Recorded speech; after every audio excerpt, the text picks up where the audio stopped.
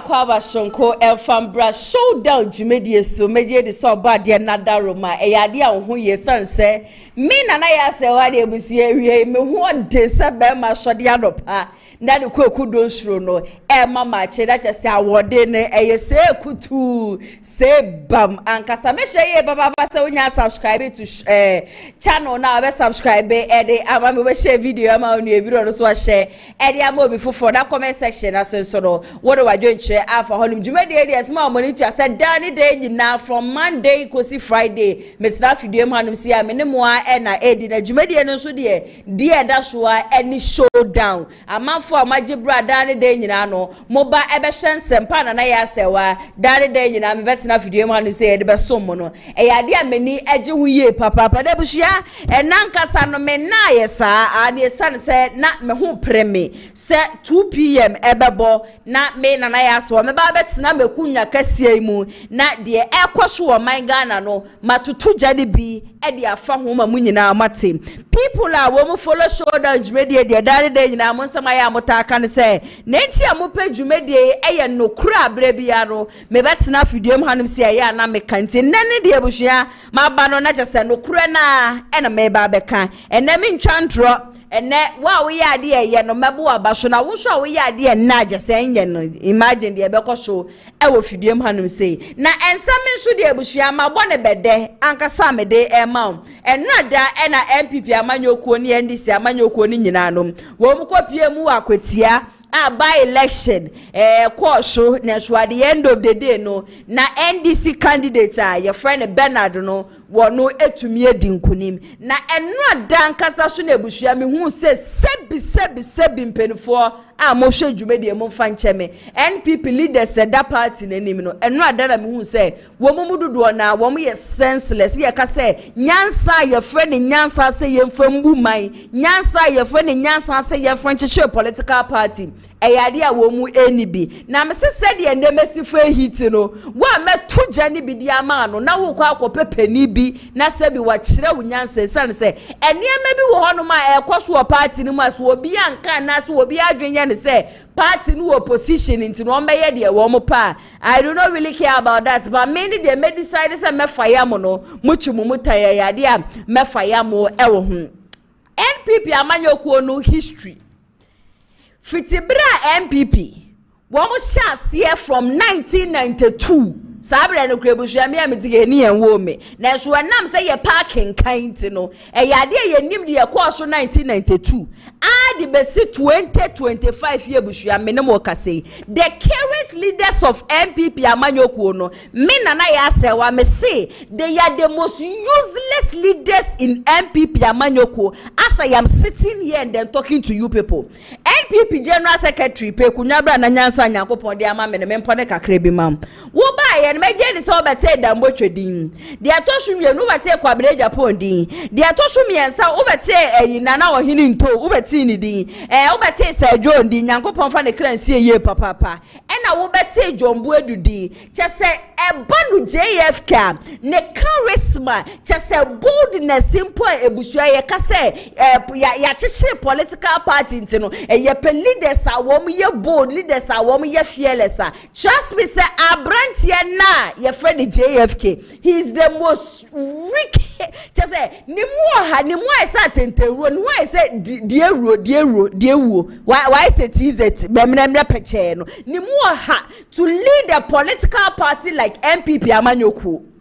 enwada ade ekwoso wa kwatia by election ema me hu se chese wo ye NPP ni a wo sesa abre wo hu wutumi de wuti etofom na wuti nisuo because the NPP political party ebushua na eye akonna e ma nipa bi ti say ye no ye be join sa party no sa akonna sem ni nyina ni hobiom na enra mo candidates mo presenting no that is 2024 washire ne nkwa ya na mo kwa select obi foforo ma nipa no aba be replace na ensem hunu ne nkwase asem enenu ada mo kodi ye ewa akwatia amafu ewo hono me candidate na mo presenting ne yempe nipa yepe ama say chese moye madwen say esanse mo mpese Kennedy Ohene Japan bebentino obi bia ro obeche ni ti so support Kennedy Ohene Japan bia na dia mu behuru aginem and sadie na mo ye no mo de say party no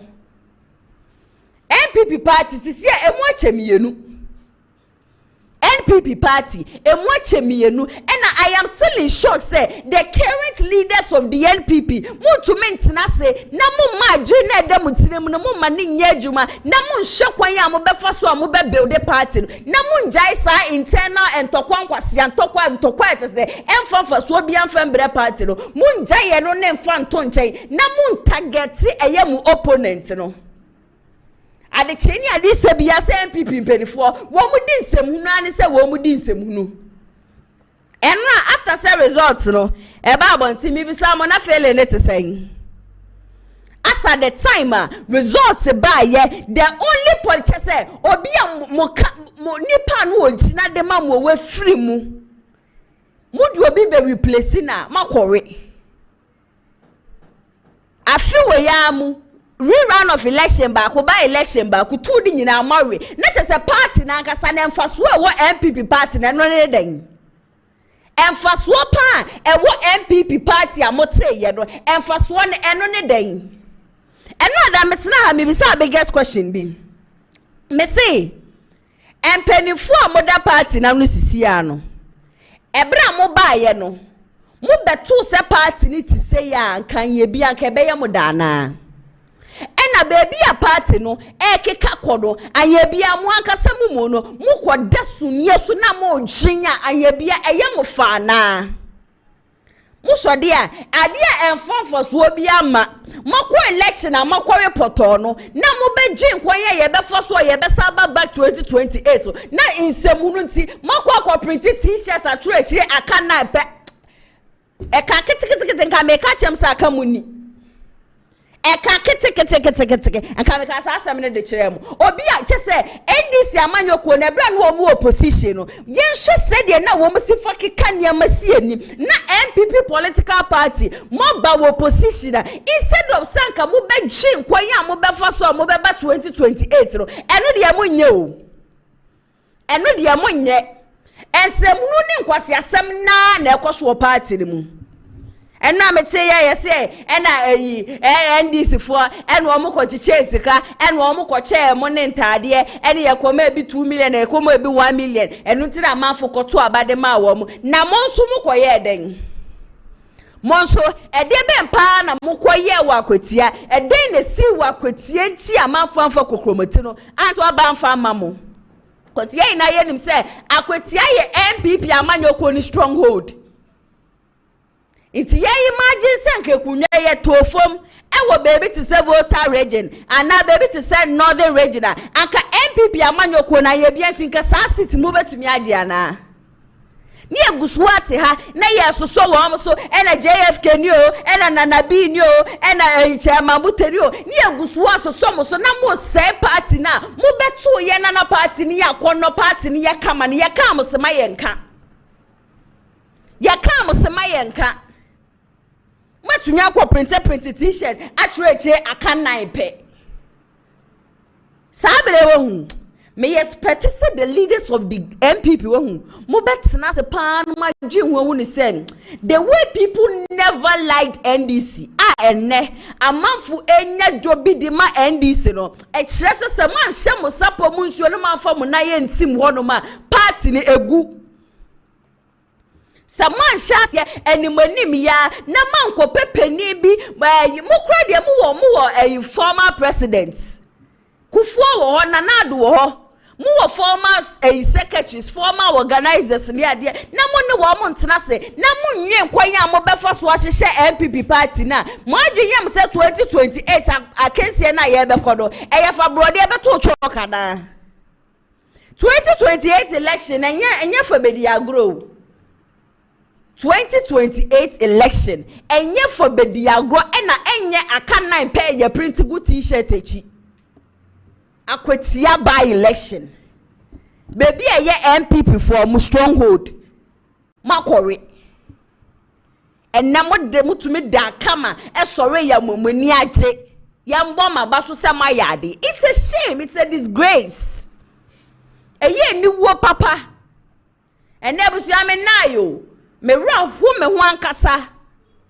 It's not say NPP party pa ni enima bebi enne party ya ba bedru na yenya wo bia ma ne nka asem mfa nkyerɛ na imagine multi party na sebi executives abronya DC ka ho a nyansa be mpa na wo betumi dia ka party no wo be ma party na tumpon nyansa na ewai Mwamu enra ye reporter ye mutiye oso be pia mu akwatia chese NDC nkrofo agbola efue wo mu gugu honom a police fu etwa honom nyina ehia NDC fu okonu wo mu cheska no wo ne amafo kasa na mu nkoto aba abrantie ye friend Solomoni yesi ebere mu kopia mu akwatia. The people of Akwatia told you people plain said Solomon ne de ye mpeo anka ye pe amasent mu fa amasembra. Yeah, that's what you say. I'm a say ni Kennedy ni enti ni afa ne mba de Solomon ne beba. Enemo no. Enemo ne. NPP communicators be 50 bushia wo mo me phone so. Eno ada me to me bushia wo mo nyina status. And each and every communicator me want the number bia wo ba fidiem ha bia. What the person was talking about a weak leadership. Then the panic said the for weak leadership say NPP party ni the leaders are one of the party na no emprempre ye bushia me no mo say they are very weak and they cannot help the party. Intimate na sidia na say bisa me ho say inti sa top to down approach a mo de ba ye inti no mo be wi abe maintain sa leaders we ya na masa de sa leaders we ya tese wo mo na so ni eso nwen adwempe masa de wo mo akwa face NDC amanyoko ni 2028 ana de come upon say mo decide say Temale contest because Temale central anka NPP vote mu benya ni mpo no anka 30% mpo munya say NPP Muamotina si decide say Temale Central mon conteste because mu yesa mo be kwa kamonim be guase party be na mo hye sa no nti JFK nti wa wo hye sedie na wo ya party ya nti nka ya ma eye de ma wana anya bia party no ba ye no na nka sei na tie nti nka JFK nti ka be ye wakono se bra na be pray as national secretary de ma NPP amanyoku mo say party no ye mu bi ho ma ye to be betena fidie ma ne ya kwan ne ya kasa ne ya ye but ye sorry ye wodo shunku bi de ma NPP party nti no ye hu baby a party ne kwa na chese ye nsu mu kreti na ye nsu mu ete makwa election ewa Akwatia NPP stronghold amanfo anto abama mo. And we still have people and me sorry me who say bawomia ni spokesperson ba ko or ne nam na or kasa nam say intine de ekoso nyina ntine mu hu say anya bia mo hu ba ye hia na baby e keka kono nti NPP mpenifo nti mu hu say party no enche kwete say Ghana for ebe reject party because baby a party ne keka kono ne ma nye. If busia mera ho papa mera ho ankasa it says a party and ya kono ye mu bi ye di ye chi ye be join ye because me say no going up ade ba kwa na minim sem NPP party no anytime a won beba power bia no won mu ye bibi e chese fie bia benya so mfa so when it comes to NPP party the intellectuals that they always add no e man be dem shonko and ma me say no me be yes so growing up I am definitely going to vote for NPP matana fidem ha several times me say 2016 I voted for NPP 2020 I voted for NPP. Even 2024 I voted for the NPP because of Dr. Machi Opoko Prempenapo. 2024 metwaba no edema NPP but baby a party na ekono time baby a party no ekeka kono time eye niwo obi anka me na meka baby a party na ekono time Ebusu yebekwa ahoma so na yene ohene ba kwabena dia dodo na de frɛ no Ken ba wono na eda Ken ba TV ano yebekwa ahoma so na yene no akwa akototwe enkoma no ada na owo akwatia update ni ade nyina no metena ase 2 o'clock sofu kofi so betena ase enwumre 5 to 6 no wode update ni nyina no ema yentika no ho ne yenkwe na eja yene no enkototwe enkoma. Hello Minyaba. Ayi ne ba bibia abakọ de. Yes, you are. Yeda obade ase ankasa sani enra na wo kase NPP fu ani age hoda ni blue ba afi ye hudi esi ya ye ni ba ye ho so ana chese hoda ni green set sami den na ekoso kwaze eja na ye nim se NPP ba Mada wa se na mechia ahefo eni tifo omuya Kumasi online TV and other affiliates on social media. Okay. Mefa kwenye zunubachia ya report. Moses Okan or radio director or manager Kamasa Fetchia that we see our the TV. And I gonna for the NPP4 and I feel honorable can be report the NPP. Okay. Na no idea. And then the Brazilian, a poor man. Bra, a ban, a shot, yes, a ban. The teacher, yes, you are not MPP for a boat. Instead, say a book, if some say, then I'm what teacher, many artists. And he said, Bra, I'm a funny team for the ATP, I want to carry. Say, a boy, she said, any anomaly up for him, and the air. And so, a couple of days in Manchester, the year MIA Chani, Obia is blessed, and the Oba and Bra Ewa Kucha. After Montana, let's say, I'm fully choose 2%. And Ra a Bra election in April year, and Renwa, Bene, a month for the Brenwa Edding Committee. Okay. Where na ebinum twa ehia nipa ba mienu miensa na omobom fomo san say aduma nche na ube omo na wati kakra na so wati na ekoso enti wutietie amanfo na ohwenia womo ekano a na twese NPP fo ahu kika womo di call eye campaign mu no na ewo fo me ye pa ahyase no de na ka awika no wo so kakra. Okay. And so NBC 24 non kata tisi mu na afei ehu abowo a chese NPP for no ti die enu one factor enema NPP etimi resource city. The thought me so let us be fair kakra to the NPP we say omo ye no ma bebre anko ye de but another factor nso a ejidi say ka huma omo su ye NBC ewa ban na all the government apparatus no eta omachinti no eno so ema wodin kakra ema mudi bini enso matimi aka say one major contribution factor ema candidate no amanfo antumi anto abama no candidate no ankasa ne personality ene ne su ene senior tie ewo constituency ho ebinumu esi omo penasem ebinumu se omo penasem enti akwa ese emu achemi mu na de wa de ya wo mo penasem yi on se obia ene ne nyina so obia nso ene reason a woma omo penasem no dia omo patre se oyo obi oyo businessman oyo good okay o training sa e come ho enti no omo penasem ebenum nso empenasem because omujini say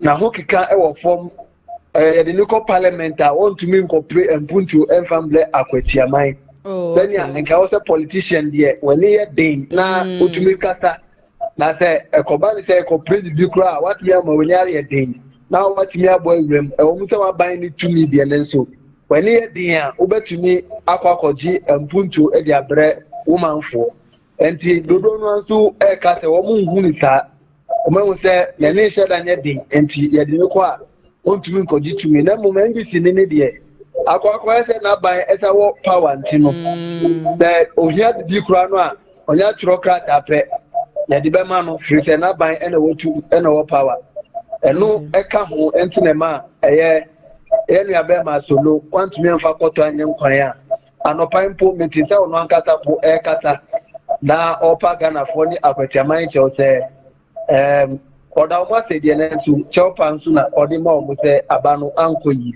na me nua ba yɛde wei nyina ɛtu nkyɛn a mɛfa akwanya esu na yɛakasa kakra kyerɛ NPP mpanyinfoɔ mane nkɔe party no ɛna wɔn gu no ɛde ba ɛnura me forward video bi de ma producer area we I don't know say moye ho adwuma me enra kra me bo video no but ye be sambo okay enti me say arefo nso anim sa video no asem data say asem na ye kana say allegation no a sa communicator ne ka say no pressa na tie dia ene NPP amanyoko emprempre dia betimi aka say problem kese pa ena ye wona empenifo no so I don't know from General Secretary Ebesi the last person or post ever NPP money I was say current leadership ni na was say sisa wo omu mua party no na the omu ya no say party ni go mu na mpese omu gu party I don't know say ni Ghana for peno omu mpese ombe ya ma Ghana for menim say honorable Kennedy Japan ne ho abufuo anase ne ho ehi se oye nukwafo na odi nukure edi ma oman Ghana any party no na de ekoso party no mo enkoyi otimi eba bonti beka na oka ni boso atem aye nukure nti ena wo mu mpese obeba bedi party nanim se ne be ya akronfo any person nkumediafo na mo party ni mo wo mu ntumi nya kwan enye se bi empreduasa omunse mu no ne omukro no sem na eya omu ye nti no omu nya kwan me ye nti no omu pese ombema kwan ma papa no abadi party and so Ghana for nso se sa papa no e na omu pe no eno ye nya kwan eni bebre no adi nkomo me eda edisi amanfo se internal election na be so 31st ye kwakoto aba eyi frankatufo e dia ma party no why na omu su se de ni die ni mu a ombeto aba nipa dodo over 75% of people any omukasa ye say yamfa no kenamba omuntu aba ya omuntu aba ye me nkase me obi a me edwuma maken ana me support no ken ana me work company mu ana say me edwuma man ntino me kama no me sanso yes training at the same time ntino I will be fair to everyone say ba omia na nkrofo so mpena ye be ka say ba omia na mpena but assistance no oni nipa dodo no akasa oni nipa 10 kasa emu 7 dia ombeka chiro say no can no vote. Okay. That is what the people are saying. But this current leadership, no, they are doing everything possible. Say, omusadi ba omia ebeba. Enti ye kachira omu say, ye ena ye tie form. Omu de omu osro, the way ye tisi form ni Ghana for a relative. Omu ntumi tisi form sa. Ye ni wache sele ena di nkomo. Ona woton momoni ewe dwom. Kakofo eni enkrumafo. Ona oton tuma eni wona oton awache wo kwan ho ye ni omu na di nkomode bia ye ni omu na ekoba enti ye nim ye omu ka kire they are the ordinary Ghanaians omu tu santini ekoto aba ekire ni obedi nkunim ewo election ni ye ni omu nso na di nkomode bia asemu ade bia omu ka kire ni se yamfa honorable Kennedy Ohine Japan amba omuntu aba 2023 no 2024 election ni mo no wa hwe crowd ye be say 2028 na no ba shi at 2024 the no because honor excellency Dr. Mahmoud Bawumia wa be the party nanim ya turn ni sa enfie poly years do enfia 16 good years obeye running mate 8 years Ebeye flag bearer 8 years, Ukapuma 16 years. Ghana phone nimuye pa. Enti yesi die nimunu ewiano yenso kanya hwene nimu anajo. Sure. Ghana for the entire Ghana for rejecting ni say omu nimni su enim ni ban. Ye nimni obetimi ye ni ontumi nye. Ghana for will say there be papa we ye the needy president ya ontumi mbu ama omani puntu enkoso. The needy omani ni mo ontumi mbu ama omani entumpo ntino. Yen uniform ena Ghana for seeing before etu aba gangan to ale editia no ba MPP mpanifo esan se omunya bibidi wo papa no ho papa na nkasa na ona ba omia na ona mo no nkasa onene ho ontumi nkasa enti mpanifo na MPP mpanifo na matwa ni we sha omu na mu control ese wonu se obedi president kwa na omu na ombe control ntina je automatically no omu ena ombe rule oman no enti na mu fa kwan bia se chinchina omu de ba omia na aba no ba Ghana for se omu mpe no Osha oko NDC mo NDC for afili honorable care. Yeah. And me ukasai. Me mama NDC ni mapa. Me sia owo me NDC ni. Me nua no mo nyina we are 7 siblings. Wo mo nyina NDC for. Me ena ma devote me ho. Since amisha say me tua maba. Me be tua maba nyina ma NPP. Me bibia NPP ni. And many and this politician, many of all of them, and some of them can say, honorable can be, they have confidence and believe on the Muse. The real one you corrupt. Now, assembly by only party from Puya, they are enya or to me catch on. The kind of saying is he will be able to lead this party, lead this country to a perfect destination. And the honorable can enter to friend. And the only fan Yes, NPP mpanimfo enim sade we na omo person beye na okwa akwatia na akwatia fo se honorable amase e na ye pe no wa beye bidanti enim no ona ye pe no na mo nemu se solo oye affiliated to Bawomianti no Bawomia na obetimi aboa ama Bawomia really wa akwatia nti mo pese chinchina mo de ne ba enti se obewini wo na se onu ye MP wo ho a obenya influence our delegate no to akwetianti no yemfa ne mbra na onko wini ena edi ni ba ya wako hwegu poto no senya solo walusu akwetia no saa na mudi Bawomia be se alusu poto e wo 2028 enti mini aba me ma me kasa anwa no meka tre MPP mpanifo se mu pe party ni yie na omo pe se party ne se gira ni na senya Omampeni that president 4 time NPP ya kono NDC for be defective from NDC ebe joining NPP NPP ya kono ma owusu bempa free NDC ebe ka NPP huma enne oye deputy communication director NPP party ni muno sa ena pese party no esaye biem ene NPP ya kono biem emre bi atwa senya NDC hu bon Ghana for NDC ye poto no sa pepe na NPP ene yaye enti ye pese NPP senjina ni na tu fa ntu mapamfra yesra mo ma yentie de form for nika mo ma yentie de Ghana for ka ye kona ekoto aba no 31st January 2026 mo ma yentu aba no man ye Ghana for hwehwe that is Kennedy or Hile Japan mesa fa kwenya nsusu na makachi we Ghana for ni Asante mindset ene western of force nyame adomo a efiada honorable Kennedy Japan or chance or share ne to ase ne unity to ase every western of region and to make say party supporters party lovers na ye do MPP amanyoko ne yembo yenjitwi na yenko ne nkotai honorable tina dumobi a odi hye so enye krabehwe meda wase betre enawie e wa penya kesi adwo Matia wa hene ba kwa bina so meda wasiye papa Ebusia wa hene ba kwa bina dodo na friend Ken ba ale enra da wo kopie mu e wa kweti endo ma ye update e wa de course wa kweti na enne de ne nso no ebusia wa de foforo so asaso atoa ye nso ebia na asama wo ka na se video anu wo ka se na chairman wa kweti wo ye NPP ni wo kire se na enipa aje se wo moto aba ma NPP no candidate na wo mo do candidate na wo mo pa wo mo si o ono de wa ye evident nka NPP executives wo mo tie de na ba anka niama betumi apeke de ama wo mo eye amase ne so unfortunately yes wo ye affiliated to Kennedy or Hile Japan de ye de ne ba emfa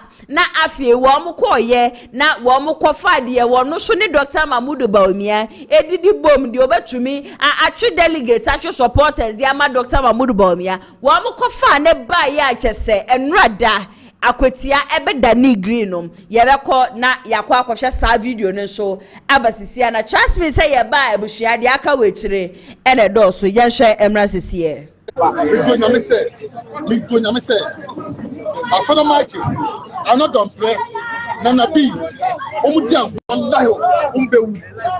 Mitonya kopo. Me kabi proposal form. After my case, I'm not on prayer. Nana B, omunye strong mobile election. But some of these actions is not problem. We are waiting for them. We are waiting for them. We know the plan they are taking. So we are waiting for them. Let me tell you, I cannot say anything in public. But yeah, let me tell you, yes, I'm a communication officer in the party. I'm a communication officer in the party. Constitutional communication officer in the party. We have people in the NPP. And let me tell you, we have people in the NPP. I don't know what to say. NPP divided too. So we have their people on my information.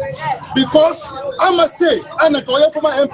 I'm a person with the back. Almost all I can. I don't want to leave for them back. I don't want the amount of fat. Solomon, I was saying on the bed by me. I don't want to back. So NPP divided into two.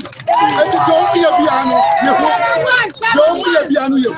So we are telling you people be this. Say, I had here. Nippon and some penny here. Nana B, I'm not a friend, and after the market. But I'm in the shop after the market. Like for a cemetery. Ebusua video no na yakwa akwohwe abacha se wo kire se amase na eye preferred person anko betumi age sa seat no e de ama NPP amanyoko no but because we amoso wo ka Kennedy ohene Japan ho nti no wo amfa ne mma at the end of the day wo amokofa Solomon ba ya age se party no wo seat no efri eye NPP amanyoko no ensem meka sane meka bibi se NPP current leaders of the NPP they are destroying the party, but okay. Obi adwenya wo say bia wo mpe party ni ye na say because I support Kennedy ohine Japan enu ntira de bia wuchi wo manim but eto de bia asem no so abusua no kre no yentumi enchantro na yentumi so se menim yenu ye adwen mehu no kre ne pa me se menka mentumi nya saade no ade na ye no kre no e bia yesi de otwasa no aya no wonim se na chi ache nti wo na wo tenchen wo na abekire nipa ne se esa na wucha no wachi achia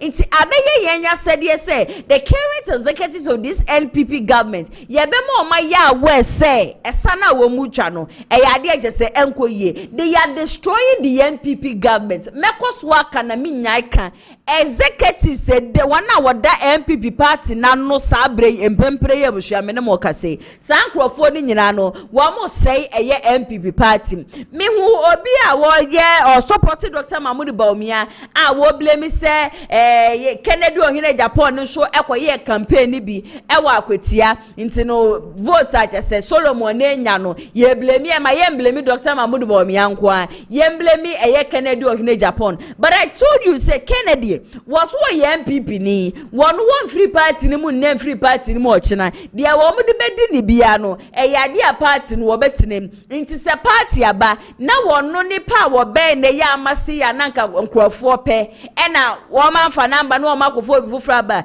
Kennedy entumi nka se wo nko no nko ye campaign and at the end of the day sanka Kennedy so anko ye campaign na anka mo amukro ya na mo beba be so ne se na AKWATIA akra wantumi antuni na ye nsi ho no anko ye campaign ba me no mienu nyina di ho dance ye se ebre wo kopie mu wo honom enipa bedi na chi papa no ne kire se Kennedy ohine Japan de okita dom no Kennedy de yade amafo do na no de wuchi umutan ya the number of people that loves him nothing on earth is going to change na sit in na MP before mashure no they should tell you people say 2028 elections ma fam na yensi fom na ma ye bibi papa ya de just say 2028 election no mo be sansu eluzi the number of people that keep saying he said the only person on meto abadi amano Kennedy ohine Japan current executives of the NPP moko shechire e plan ne plot yese mo pe top to down bottom ane yendi kan kwa yi flag bearer ansa ne ya ba be yi current executives a won be lead party no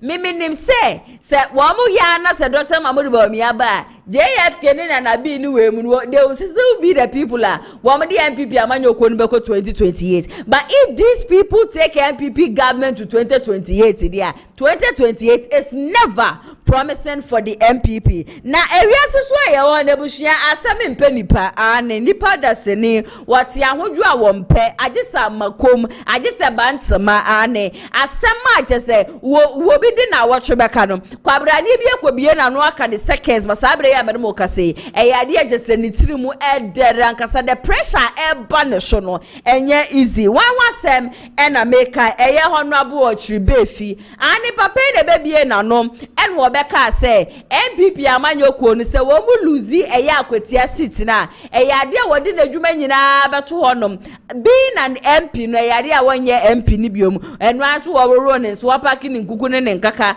ni ade nyina no wako na afi de yakwato abenu ada wie ya jese NPP amanyoko edi ntwei emirike bia wode aba abonti aba abepa cho no enya asem getwa or say Munfanche no or no dear no and if I want to applaud obi sembe me bo obi abasu ye papa wona mukopie mu akwetie na so wo mo ye campaign dia ma NPP am Ochibefi eka wana mebo wo mo abasu ye ni ankase sanse for almost 2 weeks wana no oda anope wia ni anwumre ni ade nyina no nani abedi agese wo ye campaign mu ode se de be yanka Solomon ogina de ma NPP amanyoko no anko betimi age seat ne so unfortunately eniema entumi amfamfam mana na me no so kra no ode be de se NDC for just seat na ode be resign but as I am speaking to you now ne de wo be patch wane was for nyina mo fanche no wate asem no ase de wanwe ho aso obi na no anu okai san se na wo ma ye campaign nti no mo nim se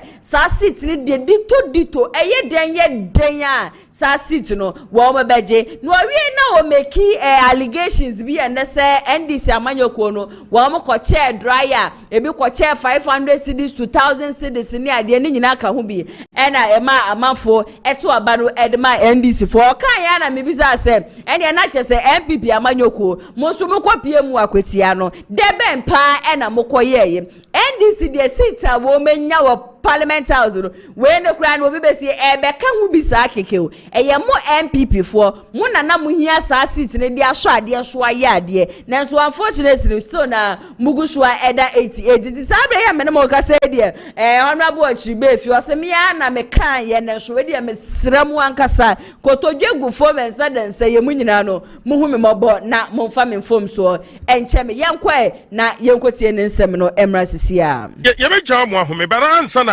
ye be jaw no o can be before elections no by elections no say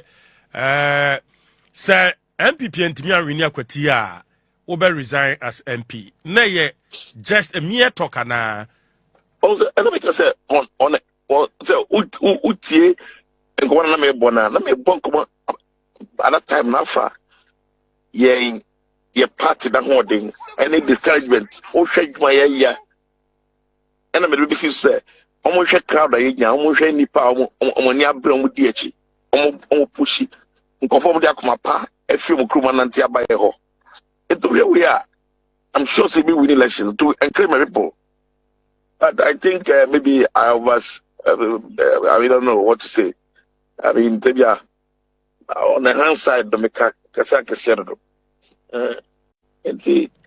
me da say what admit side may apologize to Ghana if I but the point is that what is important to me no I say your system no elections here no if you don't have money you can't win this because we say candidate no and this candidate no one year campaign no I have to be very sincere with you when be so be o krom was your campaigner or kwasore crap our baby Honorable Ochribefi ene yakwakotie na ba jese wo pacho esere obi ase obi anfanche no asemne de oka ne trasa keke na nye bibia ne ni abelesa so no my campaign ena na wo munim se yeden akotia honom ne de ebeda ni blue enu nti ene ma ne ba ya wo beka asa asem no na wo be pacho wie ya so ena Dr. Tanko computer ani CEO wono so de nsem ba bontia wono so be kire se hye ehene ha masa chi steady wo krom ha wontumi meka asem na wonsa so nkom ma meka nkyere sa asem na wo kan ye no wo kan ne tra sa keke wasese wo yese ya de ageseti memufo wo amfa politicians serious enti wo twi wo mutan ya ya de agese joaben also wo ye den ya agese by election no ya de ebi eba wo ho no menti no make sure say wo be step down kransa na ndisi amanyoko no tuo mo nan edi esi ho no me san say wo mutumi ma wo meka asem na wo meka so apacho nti no wo mfa nche wo se apacho na ye friend apacho ne pa de enya de a wo mo je atumende na wo mo age atumu echala se ndisi amanyoko no busia ya de a wo mani abedi ankasa se wo mo nye na bra yi wo meka asem wo meka se na ka wo be resign se na wo ka na ro nsa ebo wo busi wo bo kire se wo ne be ma no na unfortunately dia ma entumi ampeke sa de ama ne de o constituency wo mo ba beji sa seat ne so e de free NPP amanyoko ni nsem yenko na yenko tie Dr. Tanko nenum nsem so emra sisia. He says he's apologized and we are not accepting it. Nobody's going to. We are not accepting the apology. He must resign. If he doesn't resign, Ghanaians will not take politicians serious.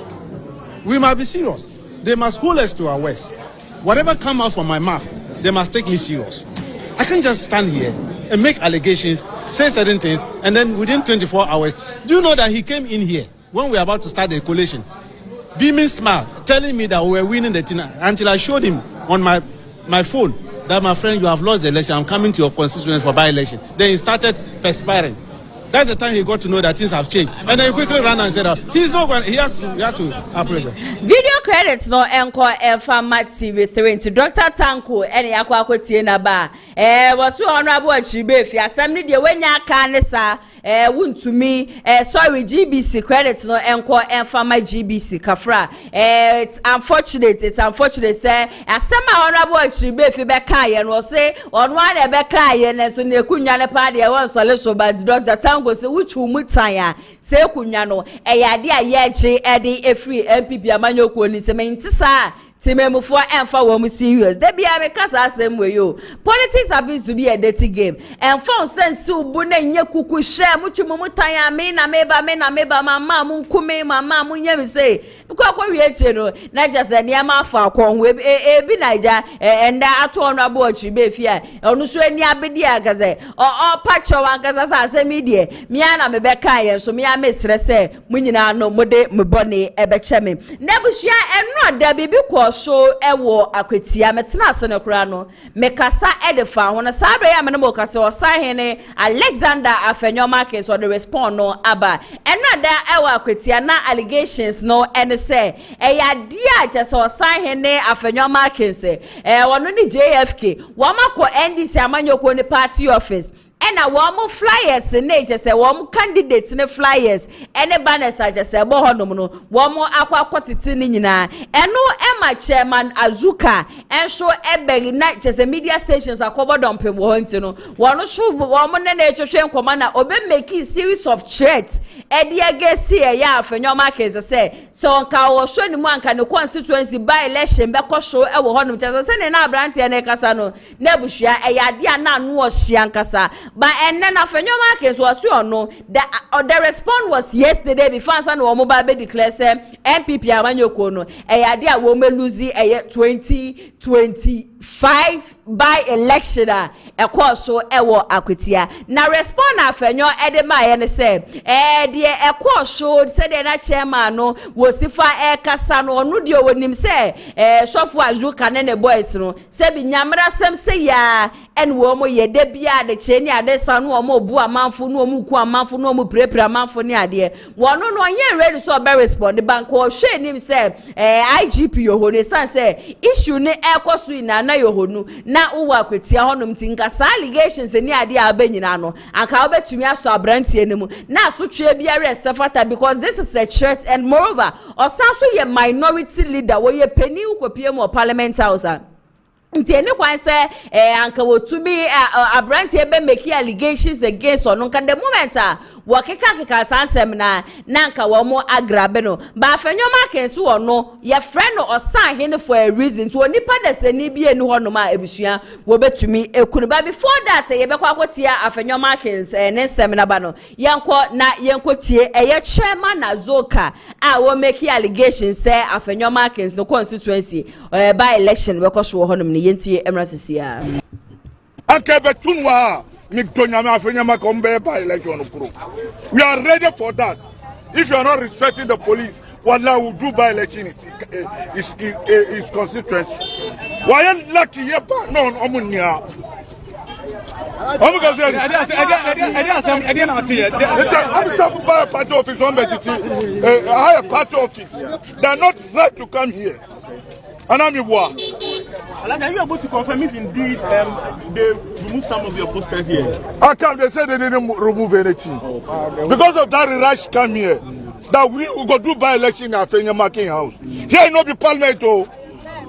There is a free and fair field. Yeah. What will be your message to your members, NDC? Everybody to do ready. If they can't sham, we should come sham. He where you go lost too much. We Wallah, they go do by election in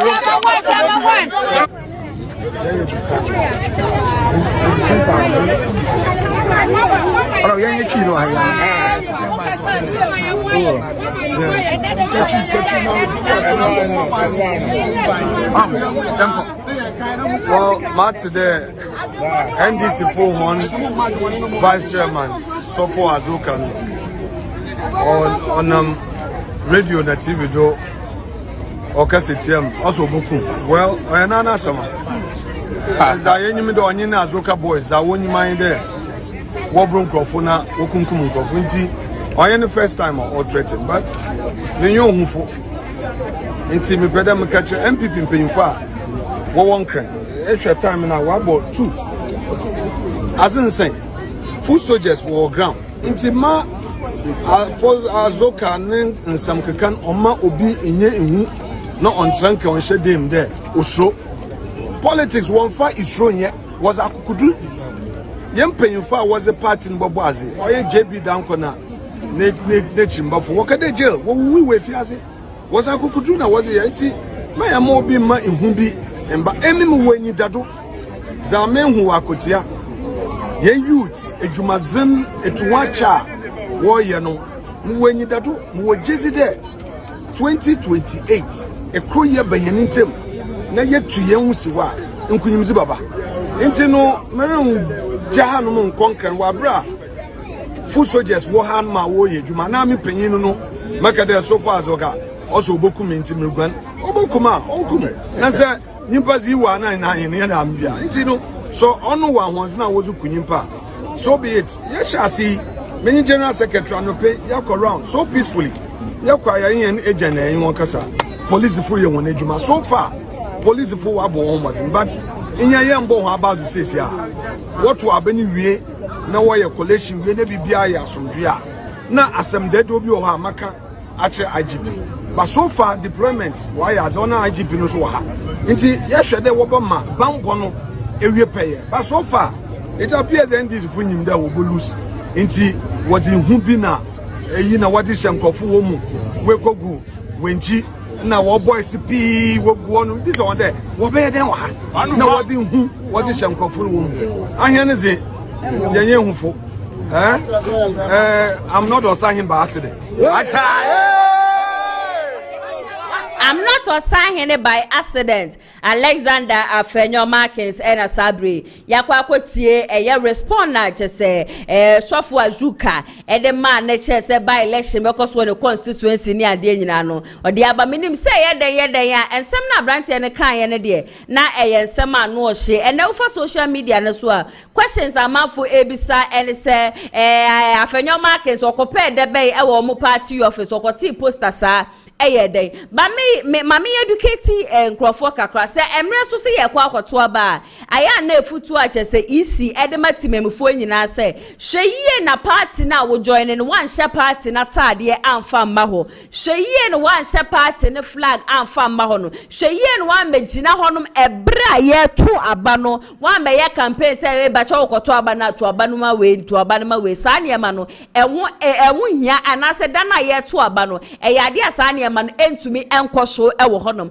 sa so na baby party a ye to aba no there is no way I was say ye hu eye political candidate bi ni poster na say ne banner a e ball nti according to memory research am ye no na chese baby a close to baby a ye party office no wono na yade a NDC amanyoko no mo candidate no yade a na ne posters e bobo ho eno na afenyo markets ka share ne nkrofo no mo call say wo mo wa sa posters ne and even then no na yade a police phone so ejina ho ntini minim baby a chese ebufuo ne ba ye ase bi papa peni a obetumi ayo obi grandfather obetumi ayo obi great grandfather we ba be gina ho no be ba be biebie wa no be ba be kasa ne politics no amaze bi enyansafo na so wona no omutiri wefungo wa ne yenim se wo mu ye nyansafo nyina ne se bi politics nti no sisi a ne nyansa no eye ayera efri wo mu nyina etirim ade akwadwo nsafo a eka wona wo mu china ye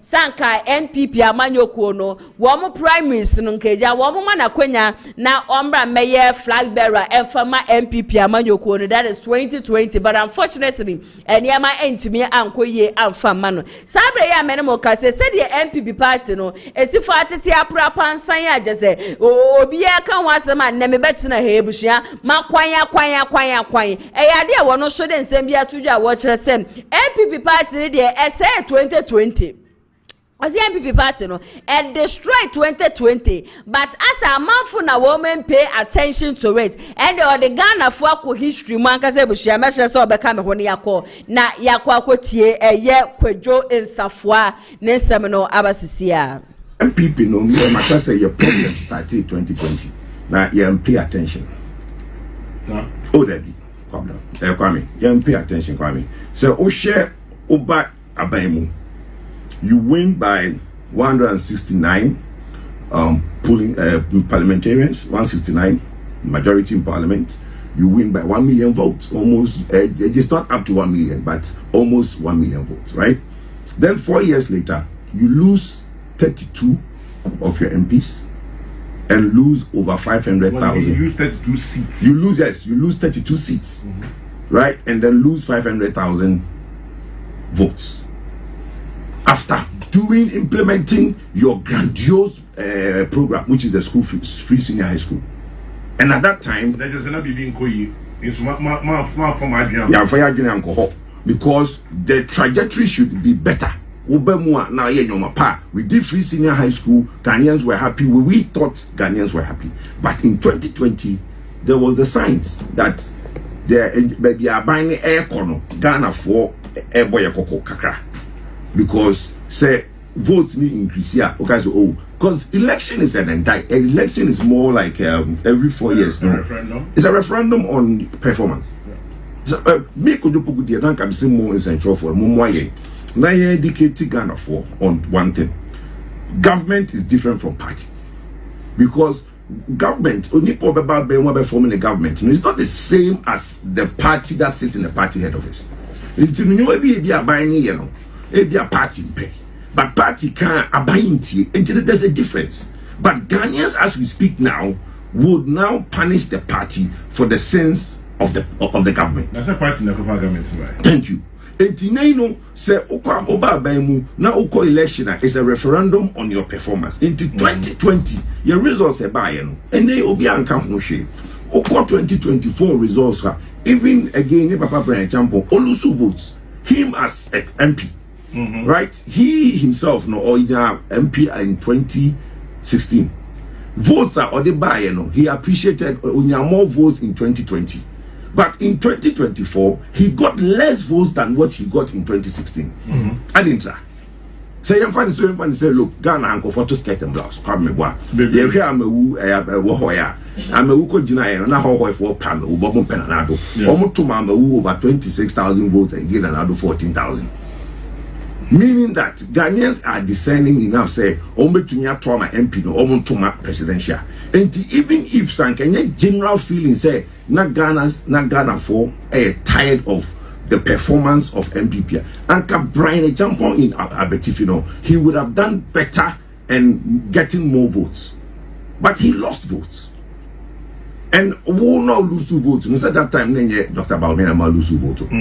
Now, Oshe Ekwawu and Clevona, Abetifi, Praeso, and Koko, total MPs no more honor. They reduced votes by over 26,000 in that enclave. So these are signs that says that the overall performance in 2024, a party no, and not there was a problem because of our performance in government, and because it has started with signs in 2020. Intimate my fakwe duno and try say bobo ni pabako. Nyaka say o de ne ba enye because the history has taught us that obi to me perform poorly in one election and in 4 years time can do much better if you learn your lessons and put in a good strategy. Video credits no enko enfama Peace FM kwadon safo and asabre ye koya ye kotie nsem eba ya watch say NPP party no yade a say 2020 but woman pay so much attention to it because checking the numbers and wo wa enne dey ya minimum ka say 88 niwo nimguase but na sometimes for say it is never too late in penny for another party no in as much as say me bo me chi say your na mo destroy party no bibi e wo hono ma mo betimi aye e de afa ho na Eugene Buachi the former member of parliament e de Masubin constituency wo you obi a say NPP amanyo ko before as wo mu lose 2024 election impo na wo po obi a say wo shabo NPP party ne power NPP ni mapa na Eugene e ka sankrofo ne bi especially one anu the woman I see from say ye then former finance minister Ken Ofori-Atta OSP ni abedi a wo hwehwe ni gidigidi na wo ka enkrofo anu o mutieti bemufo yesu ene ya rewo ene chese yesema ye du tudwa se wo se na na adodan kwegufo ado e ma Ken Ofori-Atta step down na chese wo di mu ntintima pa in fact press conference upon press conference na no e ya dia wo ye bi na sabre ya mene mo ka se wo se baby biara chese NPP party ni sabre baby biara di America ekono yade na wura ho ne ho jase wo si so se wo nani be fi yes wo ya politics na wura ho ne ho se da but this time no just ara wo hye ne ma ebuhia wo so wo ye ne ho hia enye ye esanse NPP party a na ya kono no enne ne party ne say enne party no pro party no as just say aya de tantan bi se de na kaka ne na mafo aninji ya ndisi ho na mafo do NPP ene o se NDC party ni mpo nyampo abemu bi na ebuhia mo begie di sese yesi enu adanso AKWATIA ho ebra chese isi declare results ni ade na NPP abanyoko representative bi eni ho oni ese na peni bie ni honom inteli just say we na NPP party na we you trust me say efri inte metena fidie ma na meka say empenifo na wo moda party na nkasa no wo mo sefatan enfia ebusia I definitely deserve say na say sefata say e wo say meka sa asem ne say bibi bie ni honom a wo mo ya ebe ma NPP party no etumi aya kono na amanfo ani age party no aka say 2028 me say akose ma da akwa kodila ya to abane dia ma NPP party in fact ansem de ebi kwaso party ne mu na em say ye minim say ya kasa so na busua wo mtin wo mu fi ye nso de na chese de etoji wo mu ankasa enche se buga no kwaso a se nyame di fo bi ya hyenkom me amadwumawura so asa ahye sankom ne de ato ho se NPP party ne ebe wo ba foforo na sa ba foforo no obewo no obeba be take over NPP na say a new patriotic party ne de ye na benkum bona to watch ni baby because baby a party rekeka ko baby no hono mazisi ano eya akono ye wonwoso e wa NPP party ni mu sabre de yenko na yenko tie honorable Eugene Buachi ene de no ada ekoso AKWATIA ni nyina so emra sesia party NPP that is say your 87 seats of parliament DBC abakose muda DBC abago say seats ni ba ya no wo anye ma enimo entosini. But, mommy, I say 2016 Ghana for my 159 members of parliament. about only 20, 137 plus 1. I think they do 87. I mean, the economics, like I said, the law of diminishing returns are setting in. And and yet, it's a NPP, the major opposition party in the country. Now, 87 members of parliament out of 276, they're planning more. No, Yame pen no yes, indeed. And you know why I say party is sorry, yes. Indeed, the catcher party may be out with Tiano Pen and say, and you might be able to business as usual. And you might. Abranche about no, you kind of say pulling agent in it, and now or what pink sheet in the area, or share ya, or send sign. No, can you traffic between the income about? We say, no, or better society, and also, at a point in the no, me and coffee for any MPA down. And the parliamentary candidate, so thank all Bani be after that, no. Now, it be a say, in which you will send near with a corny of coy, but yes, it be a town for no. Yeah, who ever honor. Well, medium men who know throughout any degree, but A, B, or by not T baby, yeah, any a different case. But my family and channel so, ever.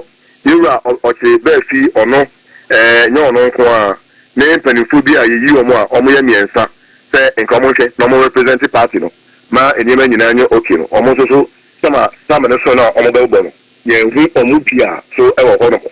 And today I'm going to say, over the medical consider advanced defeat, and sana, and you know, declaration of Ebaso. If you start at the now to be a but then. Nini na akwaya akono akwaya ni Jesus say opia empire no bo say bibia be asomdwemu eno so ekino eya asomdwemu nti wie no na menya akwaya ne ewa lawyer Bernard edi enkomo na me bisa ne say nti sisi na ni so ade hu ne hwehwe ne say no so sisi de akwatia man ne party for the abom ho de party no ahye ne nsa no oni excuse bia so be accelerate the development ni ya endescomi. Oh yeah, it do baby went to me every year. Name eto safero no. Into no so beto aso ho. Na wa hwe say that development ni nyina no. The good people of Akwatia enye individual bia interest. Into no no be say sa adwumadi no. Ebeko eno achiko ka say ni asomadu. Obeto safero no. Na say ni medie bi ho ideas bi ho no a.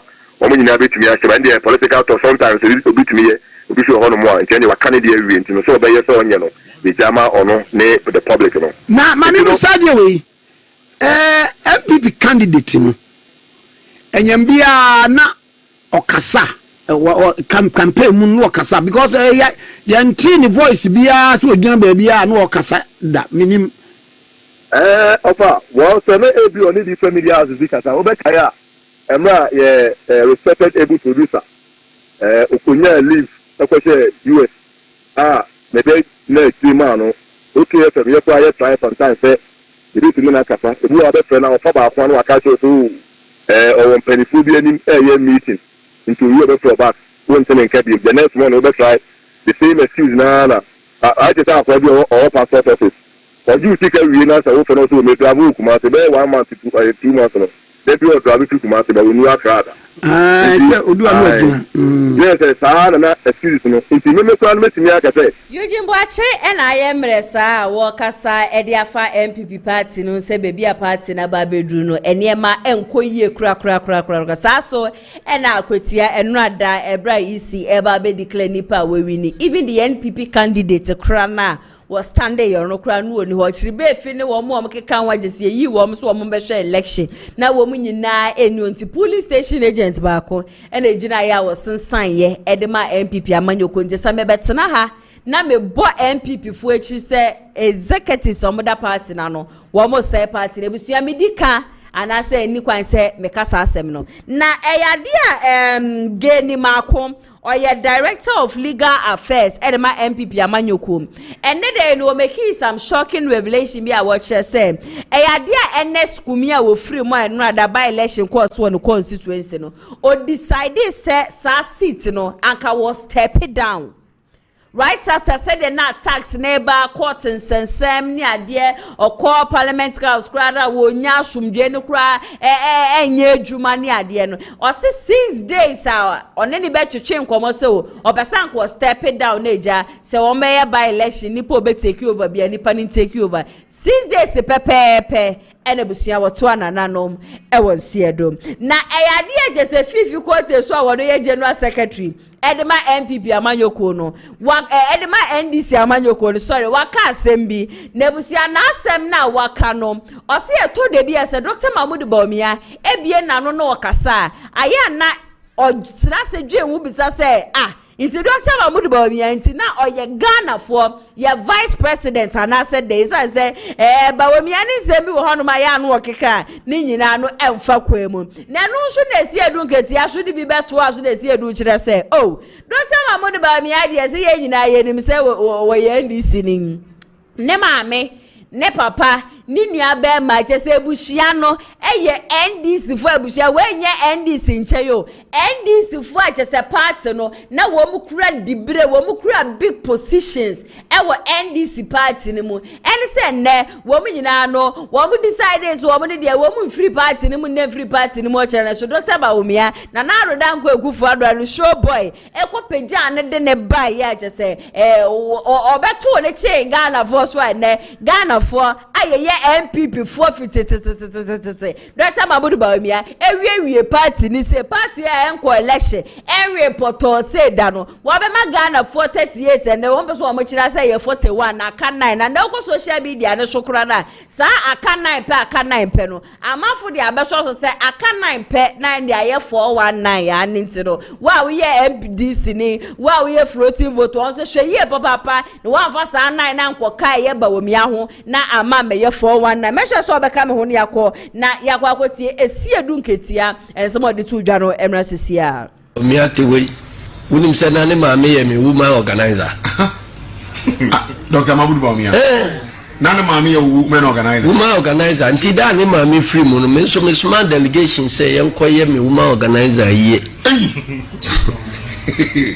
so edna ni nua pani ene chief Bawumia ono ye former ambassador to Burkina Faso ene edeno ko Burkina Faso President Mahama Breya wow ene ye ka say or a member of NDC Council of Elders Bawumia nua pani Dr. Mahmoud Bawumia nua pani NDC Council of Elders member wow. Friend Chief Bawumia so nua no mu mienu ba kwa be pre DC ewo manim ba kwa be pre MP ewo manim wow ne papa obewu no na ono na ye chairman of ye Council of State wa bra President Rawlings ye president Dr. Mahmoud Bawumia Ebusiasi adunketia ene yakwa akotie na ba wo kire se Dr. Mahmoud Bawumia de wo ye kremoni ene osa ye kremoni ne nebusuafo de ade anyira do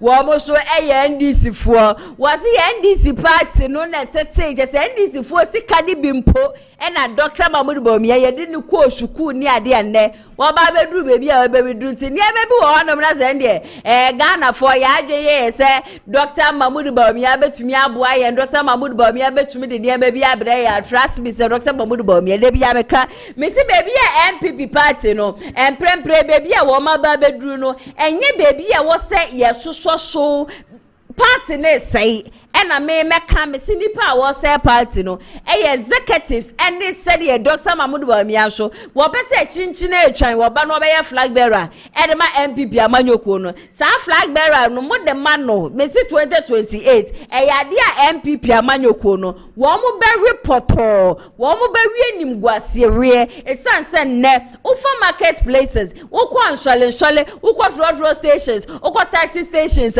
di auto weduane me si baby biara obefa bia no edi amanfo kankrofo kra na wo magya MPP amanyoko ni po kire se mo de akompre ko hine Japan banko ade a wo mo beto oba ne de ama MPP basanko ye kenne de hine Japan na ekoye wo be fufuro na se ma adwenye mo se sa nipa na beba pa na MPP party no atumi aba bedi nkunim de ande mo forget na emfa o emfa ya MPP mo election mudi obi aba jese nipa amode ne ba ye no we a enhye nkran nanka the end of the day nebusua ye betena se badwe hu ba wun sesisi a party na de be mpa na ye betumi aye ye betumi abo a party no dabi o sa dwe ne kura de trust me say en cross wo madwe mu ema wo madwe ne mi hu NDC communicator bi a na o kan se ma wo kire se MPP party no na nti a wo manto wo MPP party na wo honom no Dr. Mahmoud Bawumia ye kremoni na debe na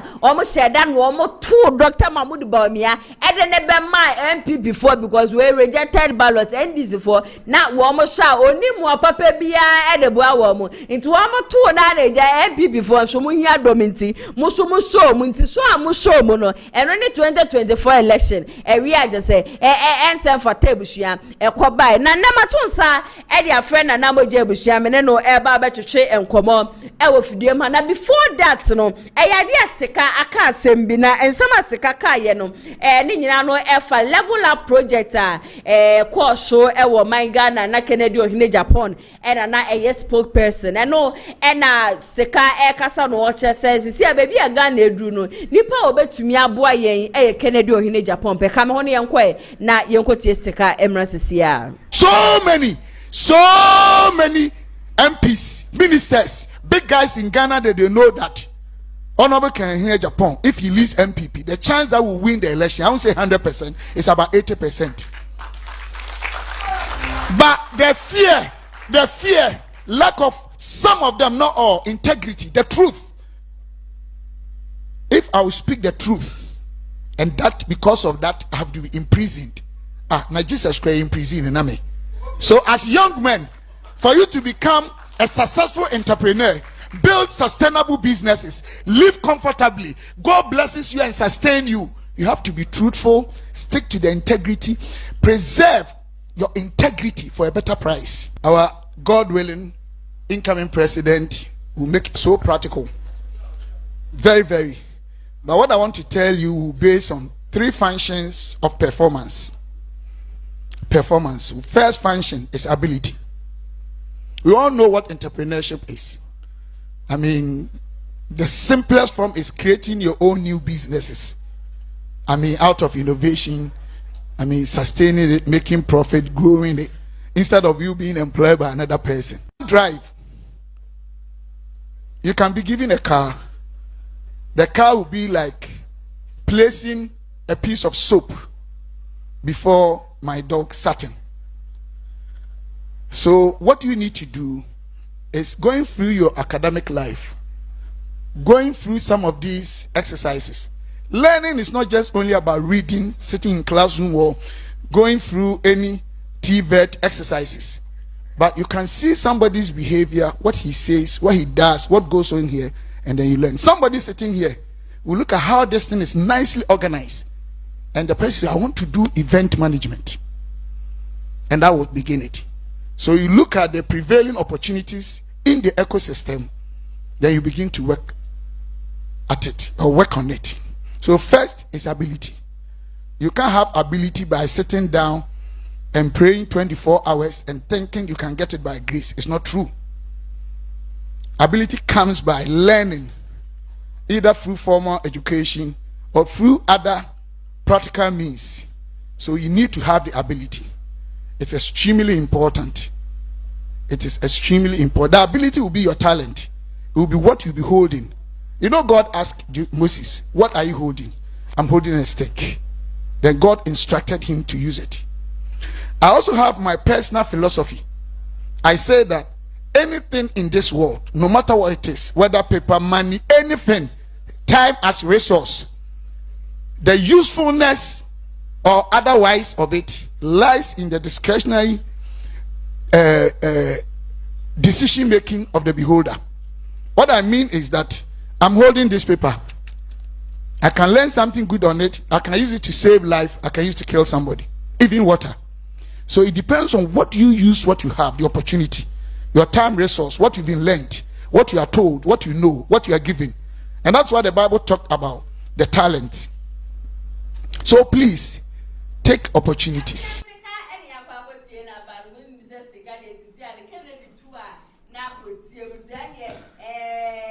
ya ayade ayakọ na yakọ akotie stika abamuni se sisi ade de stika Kennedy ohine Japan 2 ya na wetie mu bebi biara agese Kennedy bewura fa bia no na wono so etiem tie na wo hwe se de stika kasa ne ade de agese positive impact of Kennedy ohine Japan ayade ekosho wo stika bra bom ye papa before ansa na me ko ba stika video me ka chem se ne matomensa de afre na namoja agese de nrada ekosho wa kwatia ene de ekosho MPP party ni na no obi be sie last hour fire na ne me so wo mra meka me hu neja me ne makasa sa MPP for mabowo mechi ade metumi aye bia no eyade amaye ti me tun za de afro bi foforo meka ho na edwuma no entumi ensi na namoja bibi abako de obo ade adaroma me hu ye pa na ho so e obo ade na daroma me so me hu ye papa danyame ase na no akwatia by election udi weni di echire me di meni di echire pa because endo boss say ni me links bi no ni ade enti endo anso na ma ye free enti minya abotre monitor na me hwe ni TV na me sa hwe ni social media okay na wo hwe say de ne ma call ho no me dia wa we ni say NPP for ya de pa meka so ma ya de meka say o ma ya de ni enti ameka so ma ya de ne se we nipa na se ye tofo na wo se wunti a kwantiade o kwantiade ade so so ma meka sa de kwantiade se me kan ase ye kan pipi asema so we ye adwa bi me nwaye ma meka se mbi nchiro enipa ye mpenu kure enipa da se ni ya ba se meka cho so ye penu kure na madada o ade nti na meka se ye mpenu kure MPP party ne wo ho no omunye o madwene se omu beda edidi anom nkwanpa da bi me patro na mika wutie mi mitie opa eto da wo MPP mpanifo bi no mu a ye wonsam nukura bi wo ho a ya na ye kan ye nto se bi utwe atantan de ne nsem hunu kosu ndro wa kwetia na wo ho uhunu se MPP party no it is not a party a nipa say ye support eduru baby na se nipa bi kasa omu kasa firi oya omu because ye nim nipa dodo a omu sacrifice ma MPP party enti ye mpesa ye ho se kufuo MPP party na ebe tena ase ebe contest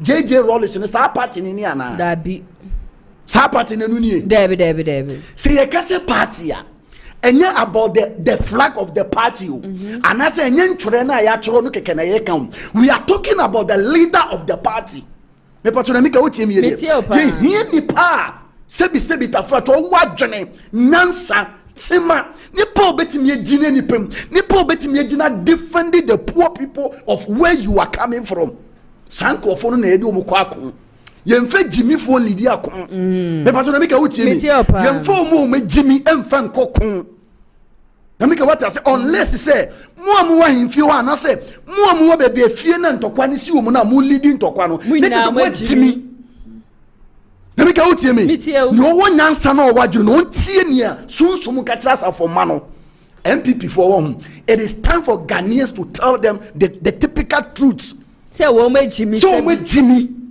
na mika wotie mi mitie opa hwe ma nko ni say endura yen hwensem hunu a esi wakwetia from day one na mika say ade atomani abrante young energetic guy obetimi abe lead the party yembisa ye hu se eye den ko na wo MPP mu am se nyame ye nipa bi a okita adom okita honde bi obetimi abetu efani se party ne frank ade na se nipa ne wu question e mo dru jembisa ye hu na mika what you say ade ba ko ma hu MPP mu ne se omo mpanie no ho odene na bo mo po bi a oyare ai enkokura semna wona wo mu ji wo mu wewu sankrofo ne na MPP wo mu hia yenya party sa mame fo ko wetiketuo bi ama say as a hairdresser ama say or a hairdresser I am not saying say so be a hairdresser say any patron on kenny pa no but me kenny pa on go school da per what we all read ye on go school da say any pa we are onni nim de bia say oko parliament no this woman was able to win and I'm a yes Ani Winima Akwatia. Winima Akwatia. MP for Akwatia, that was 2020. Very good. 2024, Wamobeko parliamentary primaries, and Wamu Yin and Wamukofa and the Skumi didn't buy it. Into Wamudi and the sea show buy Yenja, 4 francs to a tower, no show to another. I want to see a draw, no show, and the Frimuya, and it's Wuna. It is not about to say, Obidi Bayer politics say, a party win a cucum NS, a win a cucum NS. Because baby NS Fribano, or my instrument, I checking him at the curriculum NS and I, for NS the end tune chain, NS woo. It's Yeman Asumun Jono. Namika would tell me, what did you my baby? Into one way, see a Jan and Asumo Jono. So, oh, party be, Nasa do baby say, now when Yans are four, Nayan Chinko Fontanas, Nayan two Omofu, Nayan Cantroms, I deal with not deal with Echo, a Bema party will be caught to say CPPR. Let us say, what Jimmy? Namika what must say, maybe that's where is the President Kufuor? Are you telling me that former President JJ Roll is still here? Nanko Assembly because we end this more or better than Shahana. On international Shanghai. The reason why NDC are popular among for do NDC in the same. They listen to the grassroots. Sure. Sure. His Excellency John Dramani Mahama no Tisoro. Only me say before by president no. I see on the buyer. Yeah. It yen bisa say MPP for no. President Kufuor the grassroots no fi say all the power. It yen bisa say MPP. My friend say na now the grassroots no the buyer. It yen bisa say where is the grassroots? And the NPP amanyo kone the current executive grassroots no. Wa mo fa yen nya she. Wamudi ye bibia anka nana anka Akwatia hono ma na timemufu aka say ye pa amase no anka wamu present amase. Of course, because in penis a dominant sign you soon takrache and yen and nipana mudiniko contest here no Ghana mudiniko contest here no. He was not contesting, how do we call it, the NDC guy. No, he was contesting the NDC party. Me pato na make out or contesting ni pabi say Johnson Esiedu Ketia or contesting ni pabi say Okujeto Ablakwa or contesting ni pabi say the big gurus in the NDC and una guy never contest you mo me hwe guy ni video bi me wure hoye and nothing na me say ye call ko say bita frati en fe jemifo en lidi okun because the man is trying to use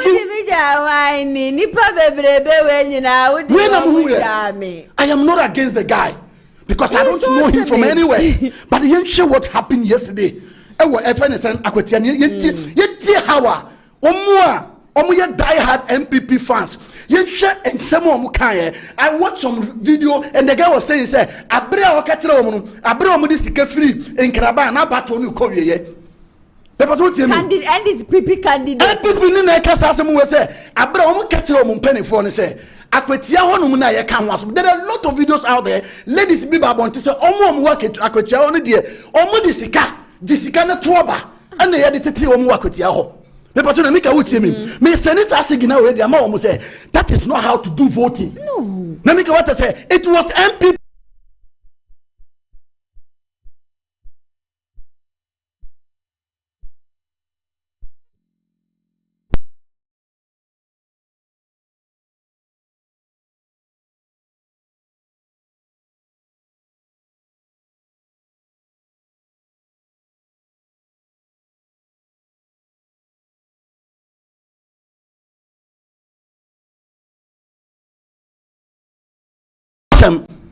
Me pese me born asem so me hwe ne video bi me di yaw me ka bi ata wana bu Kennedy ene ni camp say enipa wetire o makoma da wono no wana bu Kennedy Japan hono me nua ba sankrofo no omo doso ye wonipa bi wo wase wanhwe ne ya sankrofo no kura no tru wono no sankrofo ne be ma na ono na tonsuo ne comment o ko make ye mu di sia ye betwa. This is not the time because NPP party na ewo hono. Yesterday I was expecting say me who the main man Abronye. I was expecting. I didn't see him. Abronye me bisa say NPP mpenifo. NPP executives na ndra. Omuko sa election wo. How do we call it? Akwatia wono. E den omuko ye. Omuko NS kumie yi ana. Anaso omuko by election and omuko ye. Mami ne make otie me say ye be ye adwene say ye betena oman mu ha na eniema bi ikoso na de na wonim say ikoso ne ye nja ye na ngu bomu emfensi center table so and as you enjoy na obo mum emfensi your friend is saying a center table ase na enje dan mu dia na dey ntina mo so nko so asem so wo party no maybe so obi any party ni mo na guy o mo de ni bae eni padodo sen ni mu no eni padodo sen guy we utie report e bae onu kro na onu akasa so ofia koto so fibodi o baby o yesu na akasa kwa they didn't vote for him onu ne den ti kwa sakro onu akasa ni fie echi vote kro e ko so kro we nya vote enti e bisa say who dey say ni power e ko kome okube na ode ne ko instead same ye benya nyansafo bi wo NPP mu enipa bi ti say afanyo markings mu omo betena se esiti gram ehu se ade we na touch ba no omo nyina omo abonti no omo kansem bi a se bitafrati nyansa nim omo nyina abonti no omo kansem bi a nyansa nim eti eduru ne ya din dia esem di wona bu kene Japan ebe di na platform so no kasa. Let me tell you something. NPP wo hu so o man hwe NPP ye a wo hu asema me no ken me kasa as a spiritual man me say so o man hwe NPP mpanifo na ntana se former president Kufuor wo no otie na se alanke mo mo jane so mo tie wo no mo tie hakmo no so agima no mo tie na the founders of NPP for tie na so o man sori a wo hu NPP ebeye mo but nobody will remember the party NPP I mean me catch obeye ti say na CPP aye no it is because the management were poor. Look at NDC. So mo lusu lesson hwa organization bi omo yem hwa kasa bi omo ka ga bi ba bonti me kasa say omo di aba na omo to ye no no ye constituency executive na kasa free o ya omo o pray say obeko position bi they ignore him it no if that is the case there and o mobilize say this particular election there say NDC fa still say NDC here they the effort I didn't think I say okanisa. It is because a lot of grassroots guys are omo pains mu. That is not how NDC party is. No. Look at how Johnson is still doing Katia running NDC. Obeka say also from Baumia from Naudi and na baby ofriba. Also Baumia ma mean no ye ni woman organizer or something like that. Let me go to the woman organizer. Nini Abema. Nini Abema because president SI a member of NDC. Sesi am no kase. Sesi am Chief Baumia. Sesi am no kase. Okay, NDC for Council of Elders. No me ka what must here. Eti yentena sidini yen bisa ye say yes NPP account for party dia. Eti eden account for so ni ethnic groups so mo dos for Ghana ha. Eti ye bisa say kwan ben so no mo for fashion party na manaba ya kono. And the NDC for and the NPP for Janiko Ekora NDC mu. Yes, because in Kwasi Assembly Semuhunu nim, what Jimmy they will tell you. Yes. Koko Aido who yeah, they sack him. Of course. Almost like Koko Aido who upon the castle or by interviews who is NDC for Babontiana. No, guy we Kaseka say, what would you? Any information about the NPP no, Omo NDC for Bomo because they have brothers and sisters. Omo NPP more say BPACB and yade ma omo mami chira wade bi. It is not bad. The same thing. NDC for so NPP for so will be NDC more information ba. The MBSA say where the information about look at the way NDC for follow a friend is saying information and grassroots the be ma omo catch omo say akwatia de see ni tie. Se mo anya ni sa it won't go because lawyer bedia kuna pay research ni nyama ni pa ye no. A lot of people don't know him. And people don't even like him. Very good. The NDC candidates na no omo peno na lawyer no. Very good. So I was still wondering how he won the election. I know na me kire wo say wo kandifuo, so wo peni, wo eja onim nyansan, wo eja wo tema. Wo eja oti ne mankasa, wo eja se ne nko esu a okai wo mo a say net here. You will lose. Open my door say a shade Katemba for MPP nature. Nature say NDC be not single vote to Ghana Hana. And you say draw. And because of what Juni Nyansa, you the running party. And the business are they telling us say, ye Nibiana, and Roy Hona Nabim, or my blessed shepherd, or be enjoying home, and nothing Amokoyana. Netie papa crossing in the Casabi or Bekaya say NDC MPP lose or resign. Me say, I am telling this, I am sending this signal to the IGP.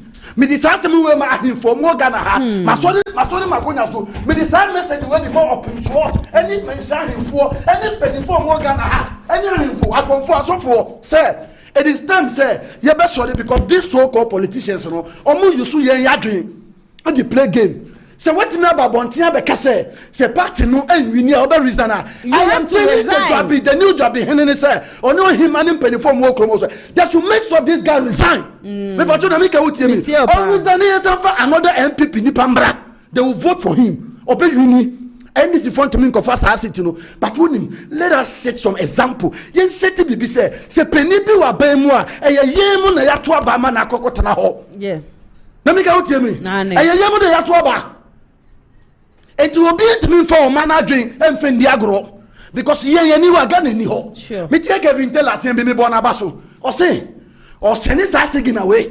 E dey ma the lawyer na we win ni say any end this penifo ni say ekwo mu fa so twin machines ni niam fin kran e bi go ho o beto bi be yi machines na free wo so mu weska so mu niska they should do it. Yes, and say dem ko share wo mo boss mo ye wo mo kwan ama mo nti no mo de mama nua win election e ma mo sesa mo machines ni ade emfa free ho no mo de ko go ho mo twi mo mutan akwan ne de mo ba ye e de ama wo eduru ba bi a wo ho eniema bi wo ho wo ti a wo tintintin sem bi a time ye hwe Dr. Mahmoud Baumia no 100 meboa no wo ho that be before no eyiye no ni ade no wo ho na meboa enti ye hwe ye nya gurus of NPP ko ye enti ye mbisa say what happened e dey na see ye Kennedy ko no e dey ko na see say jamasi atompan na enu ti na ho na bu Kennedy Japan be gina platform so e sa be gina ho be kai say obi ani ho chemba ma obi ani be ma nto be me din hu ya oro. The reason why I'm doing who you are, and they say this is not a time for you to stand there. Because the people they don't value you. They don't value you.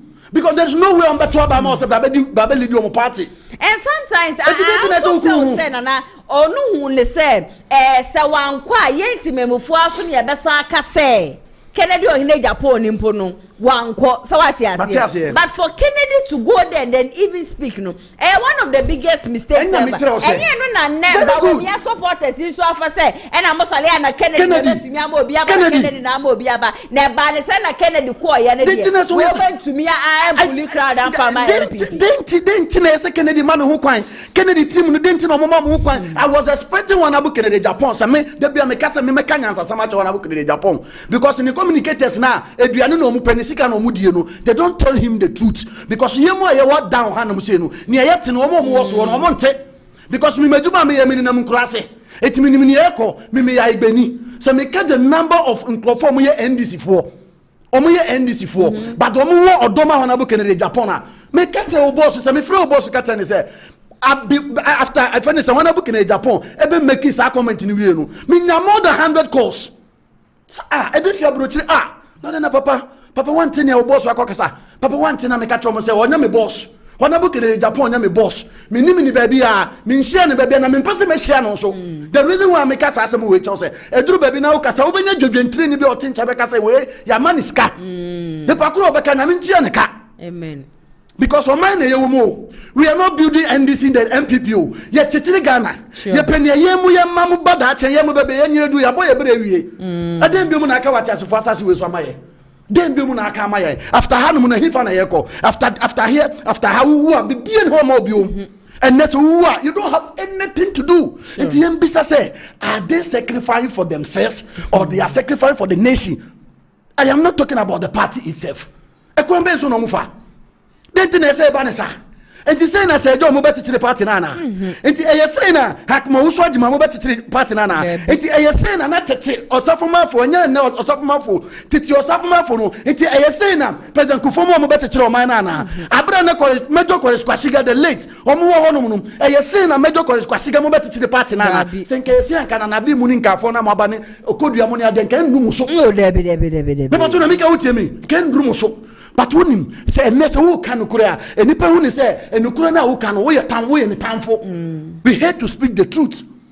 It is not about NDCU me say be bia wiase koduru no enye NDC ni NPP asemo it is about us me ne umienu mame me ne umienu na ye breo me ne umienu na ye furu ka ye ntimi o me ne umienu na den ka bo ye den me ne umienu na ye to nso ka ye ntimi me ne umienu na ye furu ka ye bre sure unti say ye be she political atade bia ye jimi fo but rather no yem push sankrofo we mu no yem fa pressure bi ntu omo so yem omo huru mi say o man ye dia because yen nyina yentimi nkotena jubilee house wo mani nye ye yen nyina yentimi nkọ parliament house wo mani nye ye. That is the main reason why we voted for them to go there. They should go and represent us. And you may hear ye how ya money and ye nkoda no enu na ye pre. Nyamika what you mean? Yeah. And me who we be friends anu kwa de ojuma ro na se ne de mame. Ye say azoka o se ne mame kwa najo. Ye say azoka bi. Me checking video no pim. The third chairman be ne boni ade. Let me tell you something. She amenusema na say politics na Ghanaians ye no ho. We don't understand it. Yantie ye. Senka ye te politics asia. Mame, and Kayentina si many pebia on some fata, and better social media, no be di penibia tem. The patron make out me. It is because yem penny for now, ye de rush womuna yatwa ba ma say they should go there and represent us no, omunye serious. Omuko ho omujuno omu yefunu ho, omujuno omu yere no omu ma ho, omujuno omu busua ho, omujuno omu mpenafo ho.